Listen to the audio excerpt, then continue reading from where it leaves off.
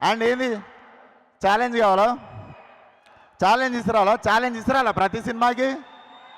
ఒక సినిమాకి మిమ్మల్ని పిలుచుకోవాలంటే ఛాలెంజ్ ఇస్తారా? మొన్ననే సినిమా చూసుకున్నా, మొన్ననే మెకానిక్ రాకీ సినిమా చూసుకున్నా.